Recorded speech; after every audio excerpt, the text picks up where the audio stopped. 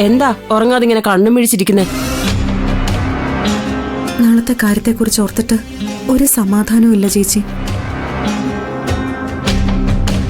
നാളെയും കോടതിയിൽ തോറ്റുപോയാ ജാമ്യം കിട്ടില്ലെന്ന് മാത്രമല്ല, ഒരു സത്യം തെളിയിക്കാൻ ശ്രമിച്ചതിന്റെ പേരിൽ അർഹിക്കാത്ത ശിക്ഷ ഞാൻ അനുഭവിക്കേണ്ടിയും വരും.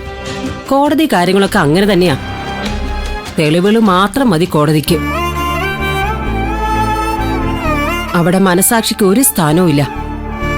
സത്യങ്ങൾ പലപ്പോഴും കോടതി ശ്രദ്ധിക്കാറുമില്ല. നമ്മുടെ ജയിലുകളിൽ കിടക്കുന്ന ഭൂരിഭാഗവും തെറ്റ് ചെയ്തവരായിരിക്കാം.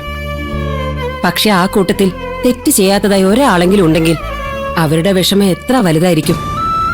എന്റെ സങ്കടം എന്നെ ഓർത്തല്ല, എങ്ങനെയെങ്കിലും എന്നെ ഒന്ന് പുറത്തിറക്കുന്നതിന് വേണ്ടി ഊണും ഉറക്കവും ഇല്ലാതെ ഓടി നടക്കുവാണ് എന്റെ ഗൗതം. ഞാനില്ലെങ്കിൽ ആ മനുഷ്യൻ തളർന്നു പോകും. എന്റെ ദുഃഖം അത് മാത്രമേ ഉള്ളൂ. രണ്ടാൾക്കും ഉറക്കമൊന്നുമില്ലേ? സമയം എത്രയെന്നറിയോ? നാളത്തെ കോടതിക്കാരി ഓർത്തിട്ട് ഈ നിധി ഉറങ്ങാതിരിക്കുക മാഡം. നിധിക്ക് ഇന്നത്തേത് ഇവിടുത്തെ അവസാനത്തെ രാത്രിയായിരിക്കും. സൂപ്രണ്ട് പറയുന്നത് കേട്ടു, നിധിക്ക് വേണ്ടി ഹാജരാകുന്നത് അഡ്വക്കേറ്റ് അർജുൻ മാധവാണെന്ന്. പിന്നെന്തിനാ പേടിക്കുന്നത്? കിടന്നുറങ്ങാൻ നോക്ക്. ആരാ ഈ അർജുൻ മാധവ്?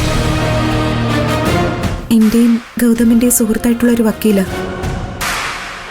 ഇപ്പൊ ഞങ്ങളുടെ ഏറ്റവും വലിയ പ്രതീക്ഷ അഡ്വക്കേറ്റ് അർജുൻ മാധവില. ദൈവം അയച്ചൊരു വക്കീല്.